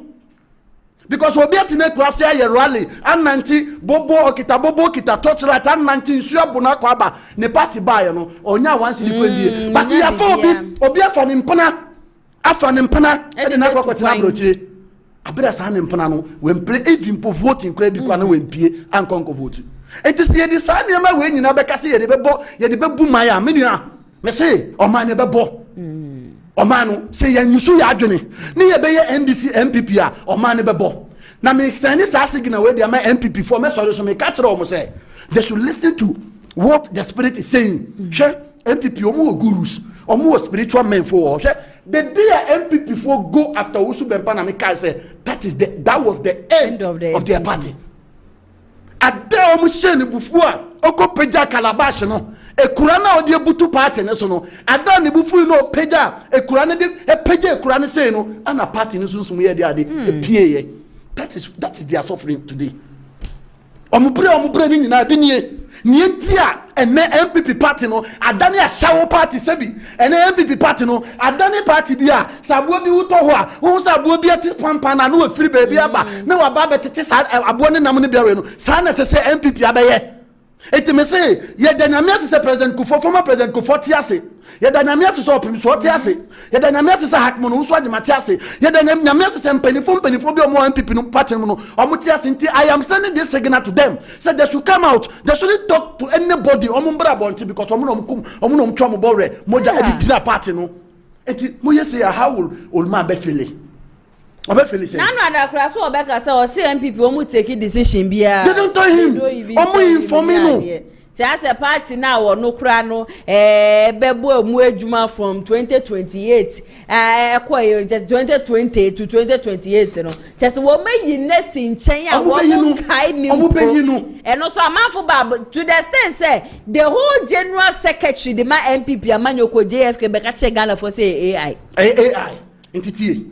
Eti utumi kasa say tell me say woniema we nyina no wonye macho me hwe na po video bi na po picture so se ne den bi na wa ye ne nsa say eti NPP candidate ya number 1 eti wa ye say eti ye tunu akoye say wa ye say mikunu na po eti ukunu na po eti ya na me pesa meka na say because of wunti ne enti ya na me pesa meka na po asem no ye wunti say na be ya wonya akomayare but woni say ye kase ye bedi akomayare a wo bedi echi a ye be say party o manu be bo and it is not about the party itself. Na make out him. Eti na me say your major problem ni say NDC MPP. Sa na ma we ye nchoro keke beko. Kumasi on light TV na wo no. Mo boss betimi atwusu so be sending no. Ane. Ayedin keke. Me pato na make out him. Ayedin keke. Enti ye mbisa say ayedin ni na ye follow ana. People na o ma ye ne flag ni na ye di echi ana say ye di yakoma di o ma na echi. MPP party wo ho. Me say they should sit down. Omo ntenase. Omo mfre sunsun mu nkrofo ntenase. Empenifo ntenase. No go back to drawing board. Let the so-called communicators now. Omu di oma begu social media na. Omu di atemu no omu kikan kwasi asem no. Enu na collapse party no. Okay. Me pato na mika wuti mi. Abo ketere se wo hu. Ni otu buo tai na agbo no. Ni hu nye neshi. Se ni ogina ne nchen o kasa. O man instruction se won side ne no. Enu ana ya ne ya. within the NPP, but the so-called, your friend said the so-called by force employee communicators are, and then taking off from wireful, and then iPhone wireful, and then all the gadgets wireful. It no be a sorry, no was so camera sinisu, or in a class no MTN bando 10 series. No, what then the no, so we know what can quasi a sem. The patron make out to me. No, I can't Jimmy Sam or Kassan Yansen Nim. Shankwat at Tantandia Koswakitia. She vote by vote on 2024 will lead you over 2,000 votes. I feel about 2,000 votes now. I tell me say, are they telling me say, and are they telling us say, a Nipan is Muntuana? It is not about the Nipano, but it is about the candidate. They presented. The no presenting the Nabano. Nimunya do. Mr. Baby Okojina Maria bin Chasa Ajia bin says or Kokoye campaign or Jina Ho and I say Ajia with the Moamunimi. This is not what we are talking about. And nothing I make a chose them. Abrabona Yebono, it is about your tongue. And you touch them up. So soon Sumunun Kita Tetrema, a Tetrema Papa. So soon Sumunun Kita Tetrema, a sharp. So soon Sumunun Kita Tetrema, and any panin Kita Tetrema. You soon Sumunubeti Makasame Domadinechi. This is a one book in the Japan, Casabita Frachi, or Kankwasa, summoning some Hunukura. And it is because of the tank. It may be some NPP for say, me what the Hununi Moja, may be some NPP for say, it that's my pain now. NPP for the core AKWATIA by election. The patron may be some make out to me. Tetrema Bay, I know the core. Omadi I can't nine pet Tetremane. Omadi I can't nine pet Tetremane. A Danny concert party. MPP party, not Danny concert party. I did be a baby, not Danny way, not Danny show. But that is not how to run party. The patron make out to me. That is not how you run a political party. Come here, let me hear mo get Namusumano Koyano, mo friend, no audio report to the mammon. I was listening to him. Let me say, party way. A convention on before party we bet me a besayakono. Woman ya NPP party. I bet it says CPP. Say MPP Penifua, sorry. Say former President Kufuan, sorry. Say Penifua. Omu kasamani ko oman sori no man to omu nensi ho ne there so called communicators binum omu ntimi ne omu nkasa dia ebe ye den say enipa ebe do NPP party because what tie ne o reporter ne kan na o say onu ko a o tie o onu ko ani ni nuanom nko akeke ye 7 ne ma me be kan 8 ne papa kan 9 so omu o ma bi a ebe ti so omu nyina ye NDC fo nti se fie ba ko pe emma NDC vote 9 voter. Uti media. If you back up man 9 votes. Obey then we ni. Onu no person chase ayodo. Na nya MPP ntina mo reporter ne kasa no. Da bi na onu ntia. Who say nya MPP ntina o kasa. Da bi. It is because Tetrema na wudi etire no. Oni mi se sa Tetrema no. Adepa bi was sa Tetrema no. Oh yes. Ghana o kasa no. Oh who say Kennedy Japan Tetrema na kita no. There is something in that particular tongue. Yeah. And nothing I make a ten is honorable your me uncle. Honorable bet me a woman. But I am telling you honorable Kennedy Japan say, me say, baby oko jina and draw I could by election or Mukoye. Oko jina hoko make his comment. It is totally wrong. Umbra bonte. No me convince you ne furnace and the grassroots for sa we no issue you know. Umbra bonte. Me say, so honorable Kennedy Japan. E per se a home we wiem asase ase ensuom enframa enwura sa wo ni nyina ndi na chi a and the onsam bra another platform no ombe reverses an kasa na okan no many aba na me fama no si because baby makoma wo no because unim ye di atantan di chache oh manum ba na nru mi se hu ye no ho Emma me book no because in Penifuna and Kasakwa, the grassroots youth to Nankasakwa and Kaso Mukosu problem because they were not causing the problem. But in your MPP in Penifuna no Mukosu problem, Yenya NDC in Penifuna no Mukosu problem to be such a man in the future way. The patron make out to me Ghana Hana Yono or man in the future way. It Yanimse Nipa we want to me moye.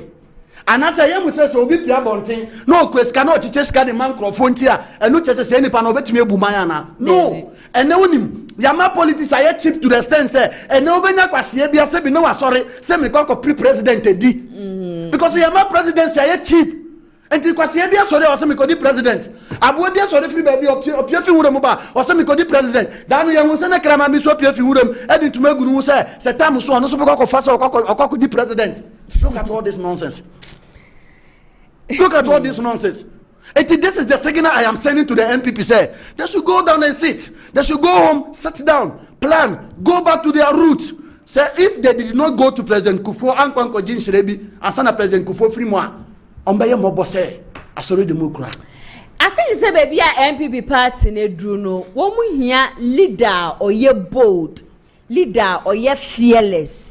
Dear also so sebi enkwasi asem so na wako agye party no ediesi ho because me sem no nana ye mfa nchichi kro wobi a wonim se enna me no ka se ukopie mu Burkina Faso a wonim se Ibrahim Traore homosexuality wabane chef of course you ye bema na wo your ba tu na ye si Burkina Faso na ye wa adwen se wo your ba wo no nyonko ba be ye bibi wo ye bema no nyonko bema ba be ye bibi anase bia wo ye bema wo ba be dress ho oba ni ade watumi egina ne naso atwem and that is the kind of leader wo man Ghana ni ye hia enye leader keke bi mame hwade ye enye leader keke o before obeba Kumasi online TV ha no metumi aka to say ebia ne presenters bia ba ha ko me pato na mika wuti the reason why I would also the reason why your boss we ja won say because of your tank enye hwe o eye techerema.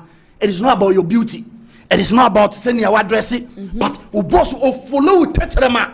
Because when say no, techerema na ba yo ne kita na a different tank. Sa ne techerema ne kita no mfa no ba makote. Sa techerema ne kita no mfa ni kwasi asem. Sa techerema no mfa hu ba matrum onjimi ye. Ohun say trick not here no onjimi ye because o kaseme ni petie oni asunsunfo na tenase ye o meet spiritual men o chief spiritual men sem enti won go fa ba ma jimi fo bia wakọ nante a ni kwoti hu ntene ni kwoti hu afi edu enumre no ahoro nko ya o de betu nanum. You would do that. I will do it.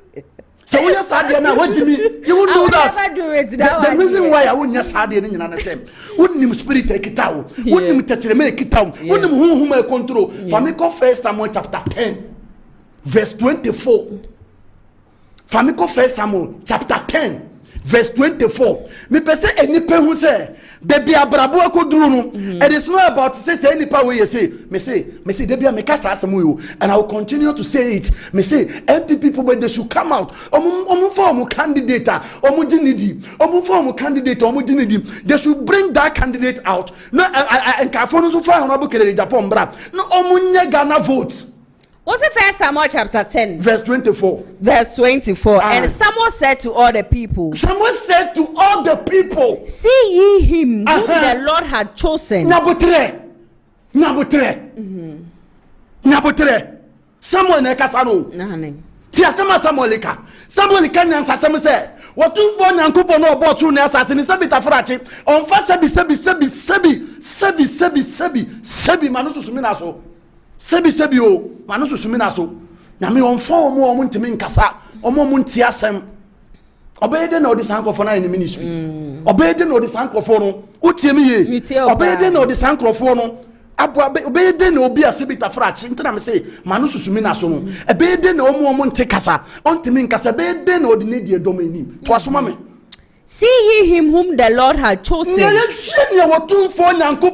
Because John Dramani Mahama, any Johnson is here doing Katian penny for the Tenasino. Omu said, no, say first our lawyer we are with the thank of that lawyer. No, I bet me although there are a lot of people in that party before the lawyer came. Me pato, are you there? Uti masamuni ye. Yajina ndamia samunu suo. Omu says our lawyer na obano. No mu onkrofo party ne modada. I bet me na kwasa akwati by election no. But omu checking we say the times of those people are not sharp. Me pato na mika uti me. Eti no bi abrabo say because ne tetre ma say.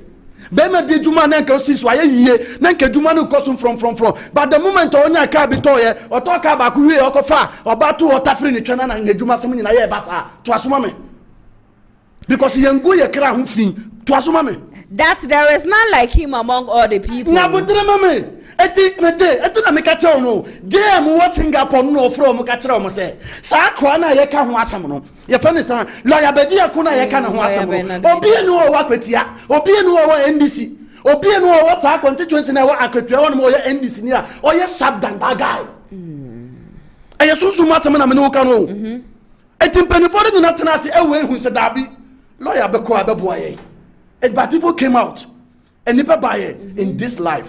So when you have competition, it will be hardly for you to progress. Yes. So nipa bi ansori entia wa braboa, enya dia obe sorry. So nipa bi ansori entia wo se wo nyini na sorry ne pepe ma, ebe din se obe ware. Enti eduru ba bia wotumfo nyankopon ne nyansem no, oye nkrofo bi ka ya ho, those people they are our enemies. Enti Bible ka bi cha wa Matthew say many umienu ye fie fo be ya atamfo. But say ya atamfo no mu wo ye fie no, they are not ya atamfo say they will kill us, but rather no nyame de wo mu buy say those people to push us. Yes. Because what that check, what that can test what check, facing mommy. And all the people shouted and said, God save the king. And the Abraham drug election ko wiye no. Abraham election ko wiye no. And this form AKWATIA himfo and conform wo all the chiefs. And who say, this is the man the Lord has chosen. Me bisa say, bisa NPP for me say, enipa ben and a Lord etusu edi amawo me dey ni odi hunu ni moja ba ko pe ewie mbre we amaka me penipa ono no oyetin de difo me penipa bi o se na brabo sei me penipa bi a wata free try da ne problem me penipa bi o de kotia to no mu ada ne tofia ma ne na brabo asese nipa ne na me hia no so on frame me number ne yetete number na 0240 8740 0240 8740 frame na me no ntwitwi nkomo piao. Okay, ebusia eyadia nana moja ena day no wo beka me ho e wo showdown jumedie so ayetumi ede eso momo amoje brasha from start ebesi sabre ye beda masiye papa ena so ye the post no eto so enipa 72 ena eto aba Dr. Brian Champong Onyashe ena Dr. Yao Educhum enya 10%, Dr. Bawumia enya 12%, ena Kennedy akompre ko wo hene Japan wono so enya 78%. Na namo jase techrema no to na ye nim say Kennedy so de ne techrema jase de num no the moment a wo bebie na no akasa no na jase ni pam nyina no ena etie ena NPP amanyoko ne futo bebre na ena akode amamo mo be fa na mo dia adwuma minim se party no eyade aniema ebetumi asesa ewo madam nyina asiye papa